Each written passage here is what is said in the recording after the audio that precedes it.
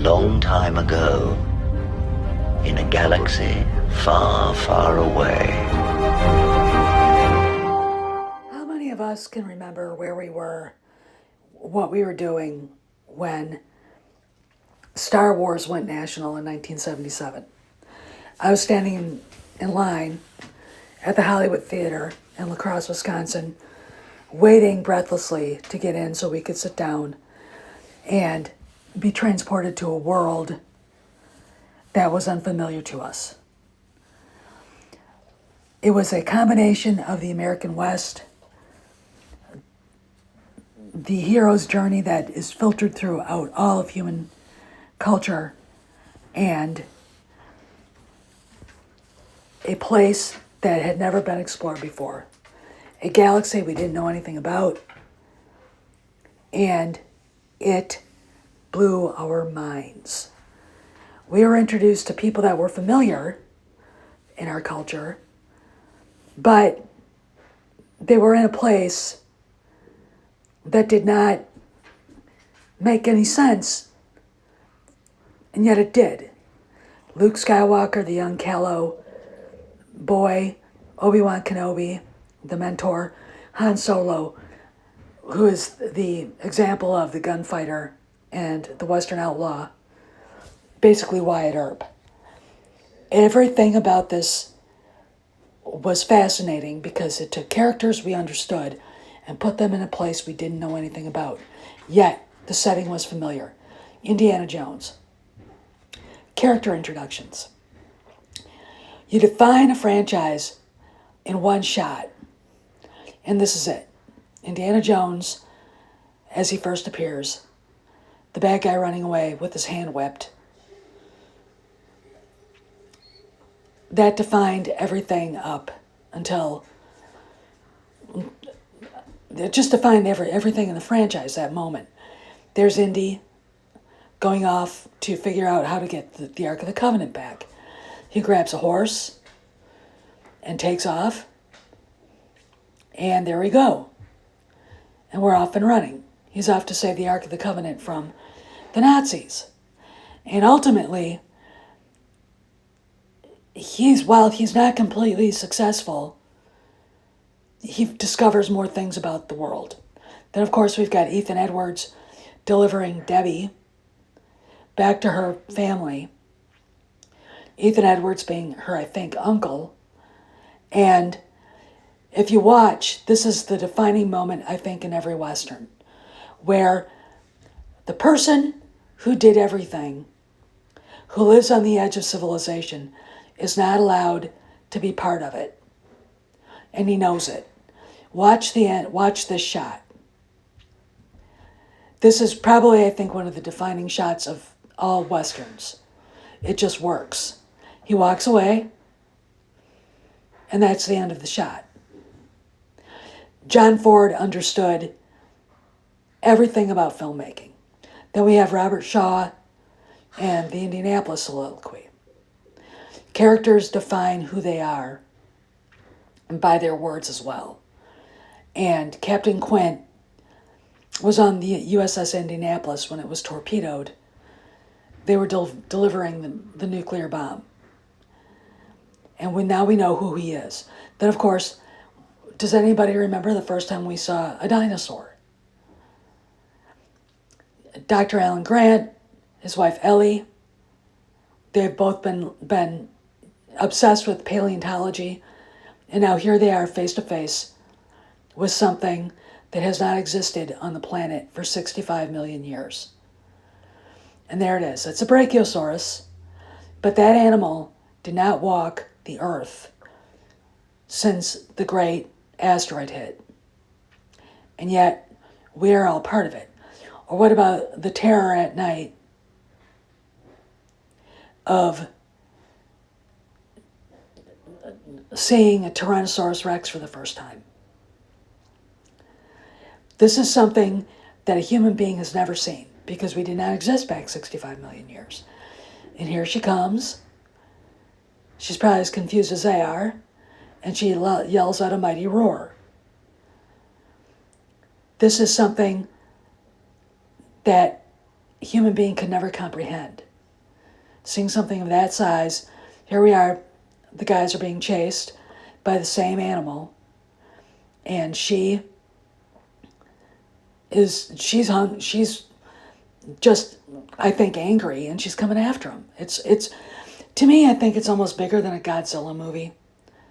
This T-Rex, because she's absolutely, and yet it's an experience none of us will have outside of the theater. It is absolutely amazing to be able to walk into a movie theater, sit down, and think about a T-Rex. Moments that make stories unforgettable. Darth Vader telling Luke that he is Anakin Skywalker. Heroes looking for their friends. Romance, which is one of the biggest things in any storytelling.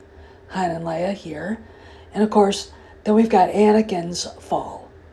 Because this happens in real life. Stuff like this happens in real life. Good people get seduced into things they don't have any comprehension of. Then, of course, the end of it, episode 6, the happy ending. The reason why these movies work is because there's a happy ending. They wouldn't work if there wasn't. And which is the reason why the sequel trilogy doesn't work.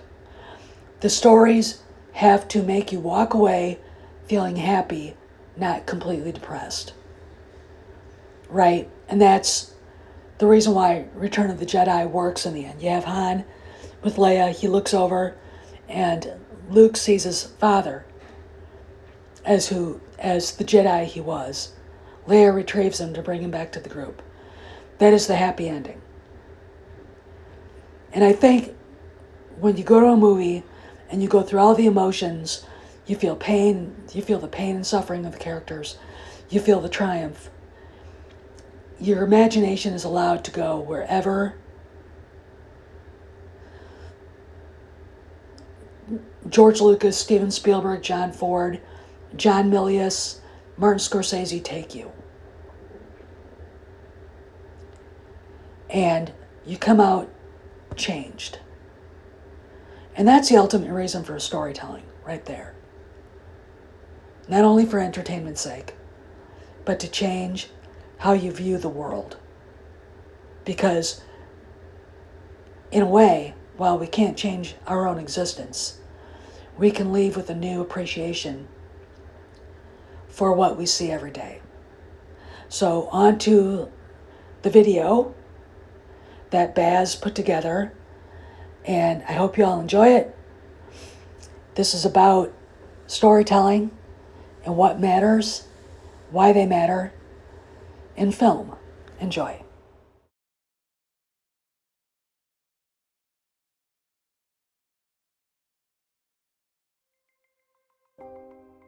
Why stories can matter more than the worlds we actually live in. There is something strange about the human relationship with stories. We know they are not real. We know the characters are actors. We know the worlds are constructed. We know the spaces were designed, the dialogue was written, the music was composed to tell us when to feel something, and the events never actually happened. And yet we cry. We become frightened. We fall in love with characters who do not exist. We mourn fictional deaths. We miss places we have never visited. Sometimes, years after seeing a film, we can remember not simply what happened, but what it felt like to be there. That raises a peculiar question. Why can an experience we know is imaginary become more emotionally significant than an experience we could actually have? A person may never travel to Middle-earth, fight alongside the Avengers, explore Pandora, attend a ball at Hogwarts, fly with Maverick, survive a dinosaur park, become a Jedi, or stand on the deck of the Titanic. Yet these experiences can become part of the emotional fabric of their real lives. The worlds are fictional, the feelings are not. Perhaps that is one of the deepest functions of storytelling. Stories do not simply allow us to escape reality. They allow us to experience forms of reality that ordinary life cannot reliably provide. They give experience shape. They give emotion consequence. They give meaning to things that in actual life are often messy, incomplete, and uncertain. And perhaps this is why stories can become more important to us than the worlds they depict.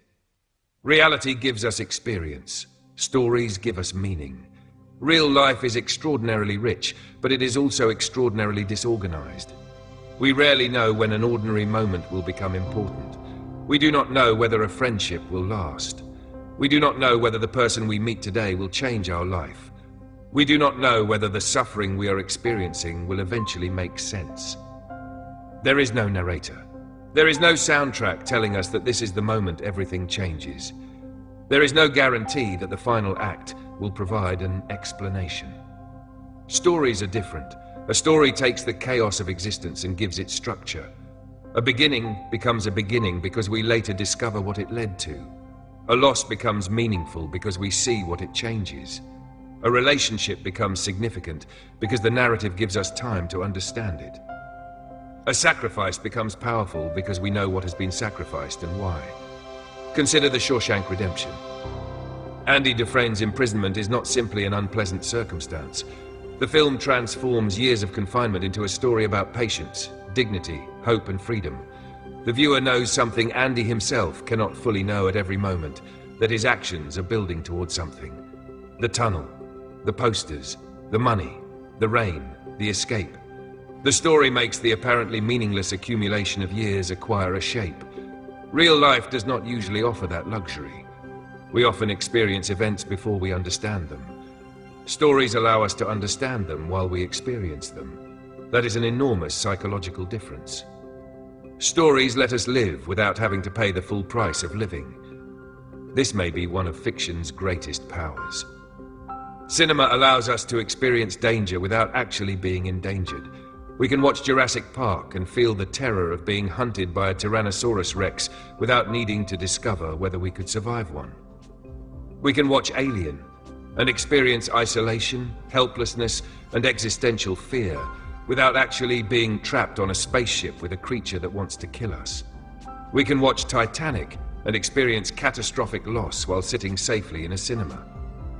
We can watch Mad Max Fury Road and experience an almost continuous assault on the senses without needing to drive through a post-apocalyptic desert while being pursued by an army. This is not merely escapism. It is simulated experience. Stories allow us to approach emotions that would be unbearable, dangerous, or inaccessible in real life, while retaining the safety of knowing that we can close the book or walk out of the cinema. The fear is real enough to affect us. The consequences are not real enough to destroy us. That distance is crucial. It creates a strange emotional laboratory in which we can experience the extremes of existence without having to endure their actual costs. But stories are not simply safer versions of reality. If they were, we would probably prefer pleasant stories all the time.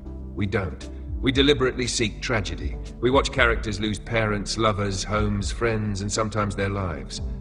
We watch The Green Mile, Up, Schindler's List, Gladiator, The Lord of the Rings, Interstellar, and countless others, knowing perfectly well that they are going to hurt us.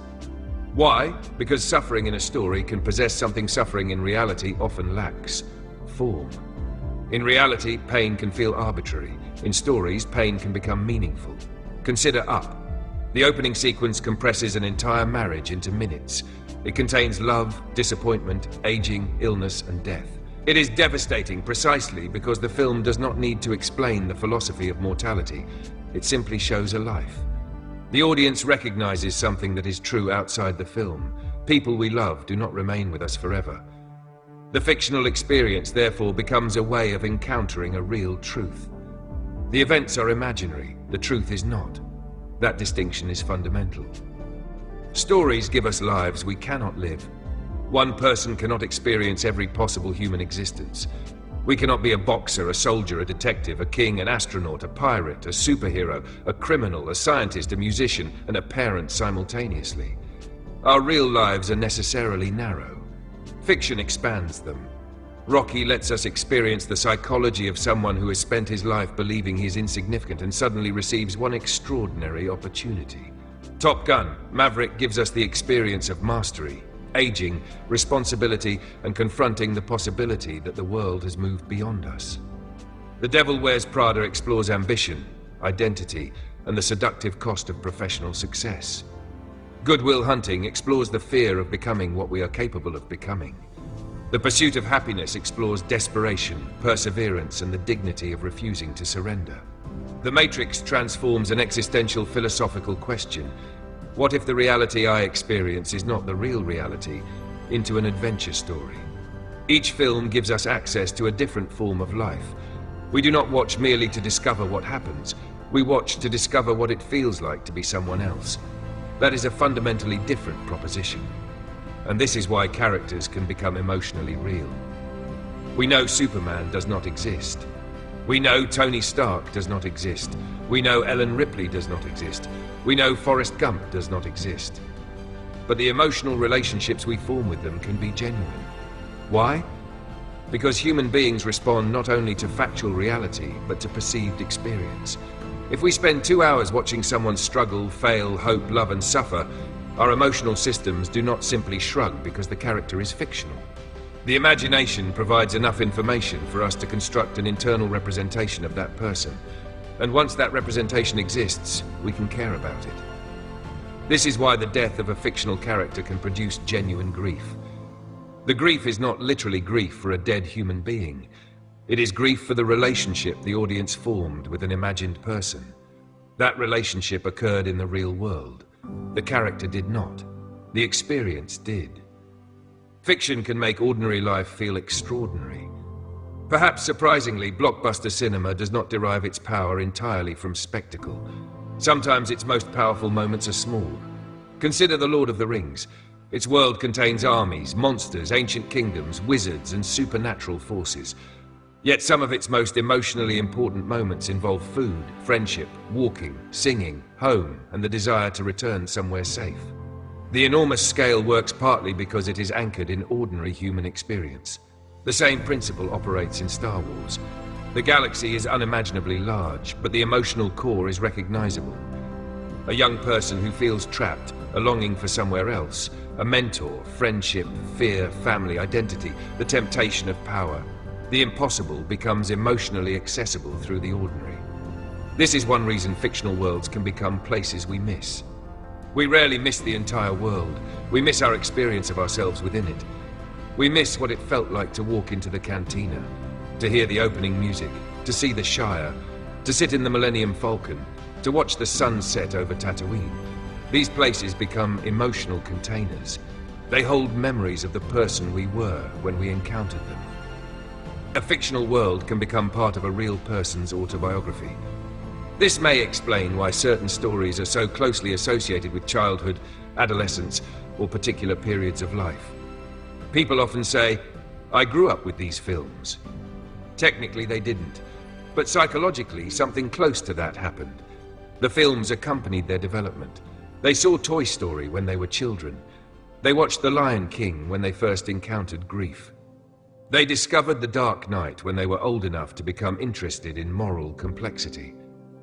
They watched Interstellar when they began thinking differently about family, time, and mortality. The fictional events remain fictional, but the circumstances of encountering them are real. The story becomes attached to the memory of one's own life. Eventually, the distinction between the memory of the film and the memory of oneself watching the film becomes emotionally intertwined. The story becomes part of personal history. This is also why revisiting stories can feel like revisiting ourselves. A great film does not remain identical when we return to it. We change. The film doesn't, but our relationship with it does. A child may watch The Lion King and see Simba. An adult may watch it and see Mufasa. Later, they may watch it and understand Scar. The film has not changed. The viewer has. Stories therefore become unusual objects in our lives. They remain still while we move. Returning to them allows us to measure ourselves against our former selves. That is why nostalgia for fiction can be so powerful. Sometimes we are not really nostalgic for the fictional world. We are nostalgic for the person who once experienced it. Stories also give us something reality rarely gives us: closure. This is perhaps one of fiction's greatest temptations. Real life almost never ends cleanly. Relationships can end without explanation. People can die before reconciliation. Careers can fail without a lesson. Dreams can disappear without being replaced by better ones. Stories can provide something reality often refuses to provide: resolution. The hero confronts the villain, the mystery is solved. The lovers reunite, the family reconciles, the journey ends, the sacrifice means something. This does not mean stories lie to us. Rather, stories offer models of emotional completion. They show us what resolution can look like.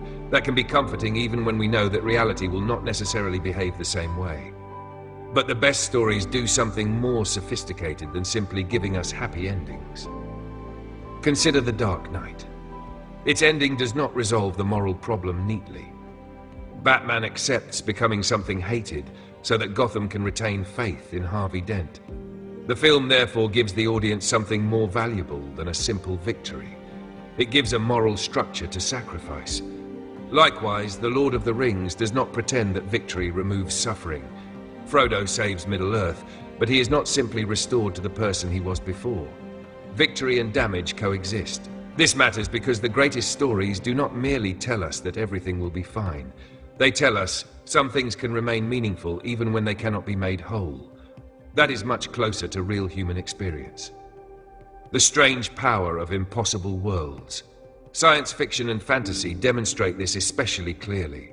Avatar gives us Pandora, Star Wars gives us a galaxy, The Lord of the Rings gives us Middle-earth, Harry Potter gives us Hogwarts.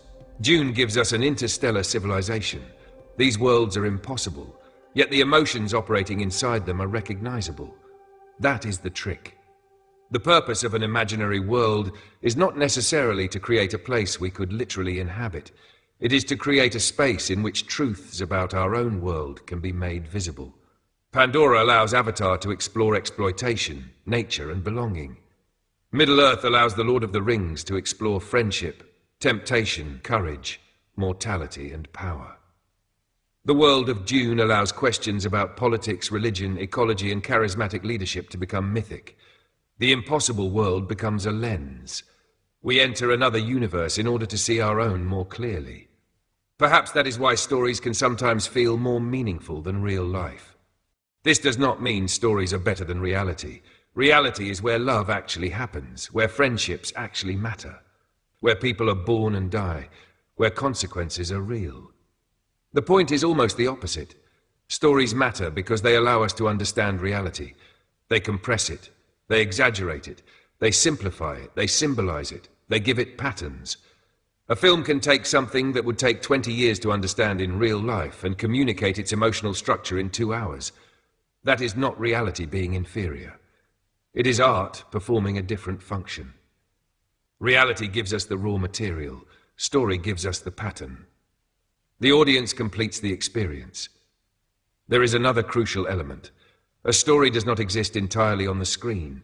Part of it is created by the audience. A director can show a house. The audience imagines the life inside it. A film can mention a character's childhood without showing every year. The audience fills the missing years. A fictional city can appear on screen for a few seconds and nevertheless feel as though it continues beyond the frame. This is why the imagination is so important. The greatest fictional worlds are not necessarily those that contain the most information. They are often those that cause us to imagine the most information. The audience participates. We complete the world. We infer histories. We imagine futures. We supply emotional connections. We remember spaces that the camera only briefly showed us. In this sense, fiction is collaborative. The creator provides the structure. The audience provides the interior life. And that brings us back to the original paradox. Why can we care so much about worlds we know do not exist? Because perhaps we were never primarily caring about the worlds. We were caring about the experiences those worlds made possible. We do not really want to live in Gotham. We want to experience what it means to stand for something in a corrupt world. We do not necessarily want to live in Middle-earth. We want to experience friendship strong enough to carry someone when they cannot continue. We do not actually want to be hunted by dinosaurs. We want to experience the awe and terror of encountering something impossible. We do not necessarily want to become astronauts traveling through a wormhole. We want to confront the enormity of time, distance, sacrifice, and love. The fictional world is the vehicle. The emotional experience is the destination. Stories allow us to borrow lives. Perhaps the simplest way to describe the entire phenomenon is this. For 2 hours, we can be someone else. We can borrow their courage, their fear, their failures, their relationships, their victories, their losses. We can enter circumstances we could never realistically experience, and then we can return home. But we are not quite the same person who left. Something has crossed the boundary between fiction and reality. Not the fictional events, not the fictional world, the meaning we extracted from them. That is why stories can matter so much. They are not valuable because they replace life. They are valuable because they expand our experience of being alive. We only get one life. A story quietly offers us hundreds. The final paradox. Perhaps the deepest irony of storytelling is that the more completely we understand that a story is fictional, the more freely we can sometimes enter it. We don't need Middle-earth to exist for Frodo's courage to matter. We don't need the dinosaurs of Jurassic Park to exist for fear to matter. We don't need the Force to exist for Star Wars to explore the struggle between good and evil. We don't need Pandora to exist for Avatar to make us think about belonging. We don't need Rocky Balboa to have lived for his determination to affect us. We don't need Andy Dufresne to have escaped Shawshank for hope to mean something. The events are unreal, but the human truths they allow us to experience are not. And perhaps that is the real reason stories have survived for as long as human beings have. We tell stories because reality gives us only one life to live. Stories allow us to temporarily inhabit thousands. They let us experience lives we could never live, worlds we could never visit, choices we could never make, losses we could never survive, and triumphs we could never achieve. And then they give those experiences back to us. We return to our ordinary lives. The fictional world disappears, the characters disappear, the music stops, the screen goes dark, but something remains, a feeling, a memory, a possibility, a new understanding of ourselves. And perhaps that is the strange miracle of storytelling. The world was never real, but what happened to us inside it was.